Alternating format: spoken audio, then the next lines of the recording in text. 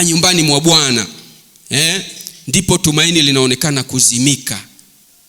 Na tumaini linapozimika, anapoteza kabisa mwelekeo. Lakini katikati ya kupoteza mwelekeo na giza nene, anarudi na kuisikia sauti ya Mungu ikizungumza moyoni mwake, mpaka anafikia hatua ya kuandika mashairi ambayo yanapelekea tuweze leo hii kuwa na wimbo ambao tunauimba, na sisi tunauimba tukiwa tunawaza yale tunayoyawaza, lakini yeye alirudishwa kwa muumbaji wake, na tukapata mashairi ambayo yanamtukuza Mungu na kusema, mimi ni mali yako, sina ambacho ningeweza kutoa kama shukrani, hata kama nimenyang'anywa vyote, lakini mbona bado niko.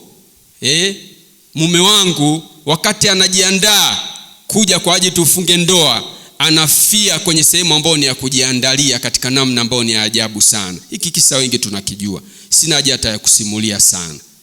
Lakini chukulia ungekuwa wewe ndio yule mwanadada Ani, alafu unakumbwa na swala kama hili, wakati ambapo furaha yako ndio ilikuwa inakaribia kufika kwenye kilele cha mwisho kabisa, ungevunjika moyo kwa kiasi gani? Lakini tunapelekwa zaidi katika kukutana na Mungu pale ambapo giza linatanda kweli kweli. Tunaye mtumishi wa Mungu Ayubu, ambaye alianza katika maisha ambayo yalikuwa ni kamilifu kweli kweli. Tajiri katika Biblia anazungumziwa, ambaye kila nyanja ambazo mtu angeomba Mungu ambariki, Ayubu alikuwa amebarikiwa. Lakini mshitaki kwa namna ya pekee anaenda kugusa katika kila tena nyanja ambayo Mungu alikuwa amempatia baraka. Mtu wa Mungu huyu, kama wengine ambao leo hii tupo, anakuja kanisani akiwa ana uhakika, kama ingekuwa ni zama za leo ningesema ana uhakika wa chakula nyumbani, ana uhakika wa kufanya hata zile wanaita vacation, safari za kifamilia za kwenda angalau kufanya sijui ni tafakari ya uumbaji wa Mungu au vinginevyo kwenda kuspendi. Ana uhakika wa watoto wake kusoma shule anayotaka private. Ana uhakika kwamba kuna income, kuna maingizo ya fedha ambayo yanaingia kila siku. Ayubu huyu angekuwa katika zama hizi za sasa hivi, ana uhakika na maisha. Halafu hapo mshitaki shetani anaenda anasema kwamba Mungu, wewe huyu hapa umempa kila kitu, wewe kama unataka kuona, acha kwanza mimi nimpige kidogo hivi uone kama hata atalitia jina lako. Lakini mwisho wa siku Ayubu anasemaje? Anarudisha sifa na shukrani kwa Mungu. Maumivu na machungu ambayo aliyapitia yanampatia ujuzi ndani yake. Yale maumivu sisi sote tukisoma tunasema Mungu kwa nini aliruhusu, lakini kumbe Mungu alitaka Ayubu aweze kukaa kwenye engo nyingine. Hivi leo hii utawezaje kuona upande wa Mungu kukuokoa kwenye hali ambayo ni ngumu, kama hujawahi kupitia hali ngumu alafu akakuokoa? Huwezi. Ayubu alikuwa amezoea kumuona Mungu wakati wote akifanya mambo yawe tambarare.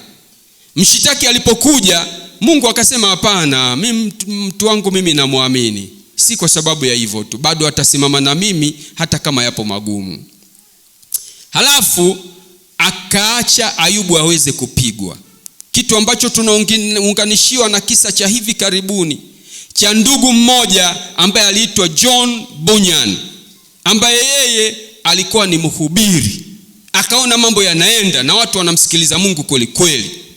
Alitufundisha hapa mkuu wa huduma Mr. Joshua vile ambavyo ndugu huyu alifanikiwa katika kufanya injili, lakini likatokea zuio kwamba hakuna kuhubiri.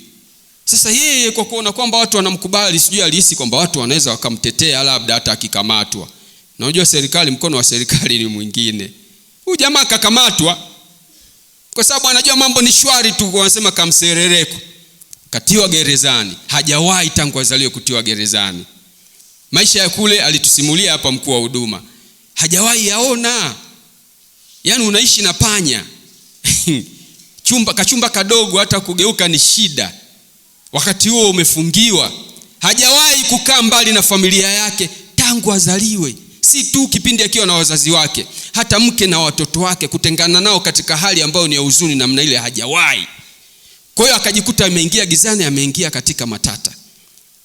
Lakini kupitia ile, nasema hizi story nitazileta kwa ufupi, kupitia hali ile, wakati anajiuliza na kupitia hayo machungu, anawaza kwamba yuko peke yake na familia kule iko peke yake, pengine kuna mambo hayataenda kwa sababu yeye hayupo. Akavutwa katika hisia za kumtafakari Mungu, akageuzwa watu wa Mungu kutokujitazama mwenyewe yeye na kuifikiria familia yake. Akafikiria, hivi Mungu ana lengo gani na mimi? Leo hii tunaambiwa Biblia hii tunayoisoma ni maarufu kweli, lakini kitabu ambacho Mr. Bunyan alikiandika, na zama hizo hakukuwa na peni, hakukuwa na kalamu hizi tunazoandikia, na pale ni gerezani hakukuwa na kalamu, alitumia mkaa, na tena akawa mwizi kidogo, akaanza kuiba baadhi ya vitu ambavyo alikuwa akiseviwa, si tuseme ni kuiba, alikuwa anabakiza kwa lengo maalum, akaandika. Mimi sipati picha hata aliandika kwenye kitu gani, lakini aliandika akiwa anategemea miguu yake tu na mikono yake na mkaa ambao alikuwa akiufinyanga kupata kitu cha kuandikia. Tunaambiwa kitabu cha pili ulimwenguni kuuzwa ambacho kina mafundisho ya kurudisha imani kwa Yesu ni kitabu ambacho aliandika huyu jamaa, kinaitwa The Pilgrims. Mungu akamuonesha wakati wa giza kuangalia katika engo nyingine. Huwezi kujua mpaka anatoka pale alikuwa ameshawaza kitu gani kuhusiana na Mungu. Lakini tunaambiwa katika kitabu cha Isaya sura yake 43 na mstari wa 2, kama utaweza kufungua pamoja nami itapendeza. Isaya sura ya 43 mstari wake wa 2, tusome pamoja. Anasema, angalia upitapo, nijapopita katika bonde la uvuli wa mauti sitaogopa. Hiyo ni Zaburi. Lakini kule tunaambiwa kwamba utakapopita, kauli inayotumika pale ni kwamba utakapopita, sio endapo utapita, utakapopita katika giza yeye atakuwa pamoja nawe. Utakaopita katika bonde la uvuli wa mauti yeye atafanya nini? Atakuwa pamoja nawe.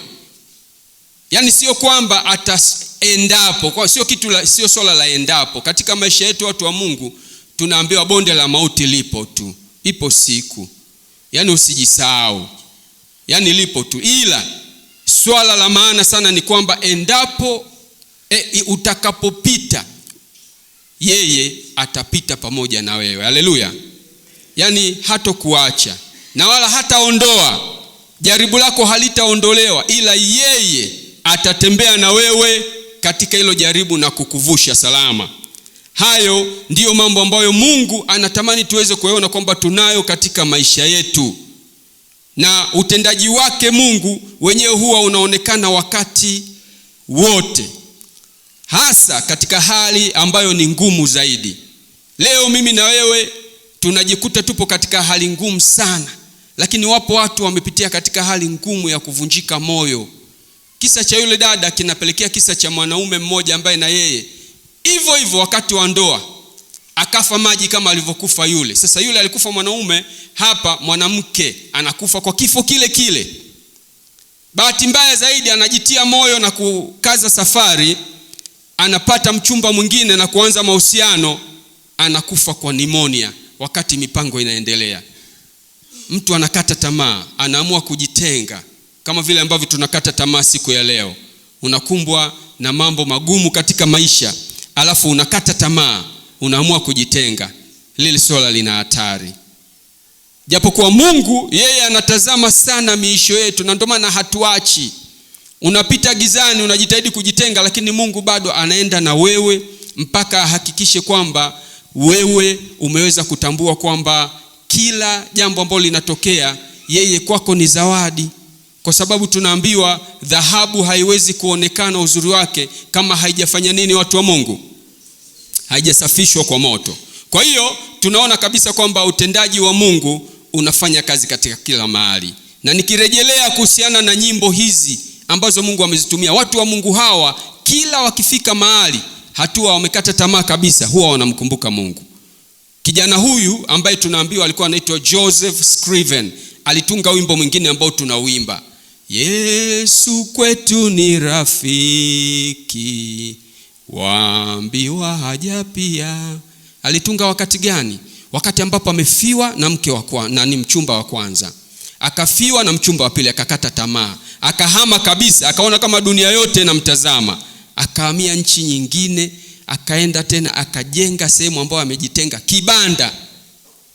Alafu akaanza kufanya huduma ambazo zinamuongezea huzuni tu. Akajihusisha na kuhudumia watoto yatima, kuhudumia wajane, kuhudumia watu ambao wapo kwenye mazingira magumu. Anazidi kuuponda moyo wake. Kibaya zaidi, anapokea simu kwamba mama yako mgonjwa huku. Hata kama umekimbia mama mgonjwa sana, hana namna ya kurudi, kwa sababu maisha ambayo anaishi sasa hivi ni ya chini kabisa. Ana uwezo tu wa kukaa na kuandika ujumbe. Wakati anaandika ujumbe, akatamani aandike ujumbe wa matumaini, akakosa ya kuandika. Lakini anasema alipata kama uvuvio, ndipo akaandika wimbo huu hapa, Yesu kwetu ni rafiki. Hakuwa na lengo la kuandika wimbo uweze kusambaa. Alikuwa anamwandikia mama yake maneno ya kumtia moyo, kwa sababu hakuwa na uwezo wa kumsaidia chochote, wala hakuwa na uwezo wa kwenda kumuona zaidi ya kumwandikia ujumbe. Sijui ilikuwa vipi niweze kukusimulia story ilivyoenda mpaka haya maneno yakakamatika duniani na yakawa kitu ambacho kinatutia moyo leo, na yakawa wimbo mzuri ambao tunauimba ukawatia moyo wengi. Lakini Mungu alimtumia katika wakati kama huo. Alikuwa naye gizani katika utengo ambao alikuwa nao. Yule ndugu akaandika kwa maneno yake mwenyewe maneno ya kukiri kwamba Yesu huwa anajibu haja, na Yesu kwetu ni rafiki. Hakuna rafiki mwingine ambaye tunaweza kumtegemea kama yule aliyetunga wimbo namba 9 kwamba muumbaji mfalme, vitu vyote ni vya kwako, sina ambacho ninaweza kukupa ni kuhonge, kwamba eti wewe uweze kuniona mimi kwamba niko na upweke. Hapana, hata mimi mwenyewe bahati mbaya mimi ni wa kwako.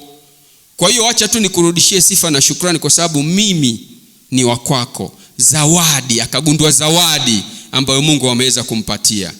Watu wa Mungu, hebu gundua katika siku ya leo kwamba wewe kwanza, wewe ni zawadi ambayo hujawahi kumuomba Mungu akupe. Ni neno gumu kidogo, lakini ukikaa chini ukamwomba Roho wa Mungu akutafsirie, utaelewa nini maana ya wewe kuwa zawadi ambayo Mungu hujawahi kumuomba akusaidie, akupatie. Katika wiki hili tumebarikiwa sana. Tumebarikiwa kuona mambo mengi ambayo katika maisha yetu hata ya sasa. Yapo mambo tunamhitaji Yesu aweze kuja ayachukulie kwamba ni dharura. Mungu aweze kushuka muda huo. Mpaka baadaye usipoona mguso wa Mungu unasema hivi, kwa nini? Kwa nini nilipokuhitaji Mungu uniokoe katika jambo fulani, kwa nini hukuonekana? Hivi ni nini hivi Mungu unafanya hivi, kweli upo? Kwanza hata mashaka yanakuja. Swala ambalo tuliliona lilitokea kwa Yesu na kisa cha Lazaro, wengi tunakifahamu. Lazaro alipoumwa, walimtafuta rafiki wa karibu na familia ambaye ana uwezo wa kumtibu, tabibu. Wakasema wapo matabibu wengi, lakini tabibu ambaye tunaweza kumtumia ni Yesu. Afu bahati nzuri Yesu ana urafiki na familia yetu. Dada zake Lazaro wakaamua kutuma ujumbe kupeleka kwa Yesu. Na tunaambiwa Yesu alikuwa umbali wa safari ya siku moja tu kuweza kufika wakati anaumwa Lazaro. Lakini cha ajabu, Yesu na yeye alijua, lakini hakwenda kabisa kwenye kuugua kwa rafiki yake Lazaro. Na aliwasimulia na wanafunzi wake, Lazaro anaumwa huko ila siendi. Hayo mambo kwenye maisha yetu tunaweza kuyajadili. Unamhitaji Mungu aonekane katika kipindi ambacho ni kigumu sana, alafu haonekani. Kumbe kuna somo kubwa sana ambalo mimi na wewe tunatakiwa tujifunze ili tuweze kuendelea kusimama mbele za Mungu wetu tukiwa na furaha, kama vile ambavyo tumeona viongozi wetu walivyosimama leo wakihamasisha furaha, kwa sababu wameshamfahamu Yesu. Wameshamfahamu Yesu na kumtambua kwamba yeye anataka uweze kuwa na furaha wakati wote. Usione kwamba matatizo hayatakuja, yatakuja. Lakini basi hebu yale matatizo pita nayo kwa furaha, kwa sababu unaye bingwa wa matatizo. Haleluya. Tunaona kabisa kwamba Yesu hakwenda na alikuwa na sababu. Akaacha yule ndugu mpaka akafa, na akakaa siku zingine za kutosha, siku 4. Lazaro yupo kaburini. Ndio Yesu anasema sasa twende.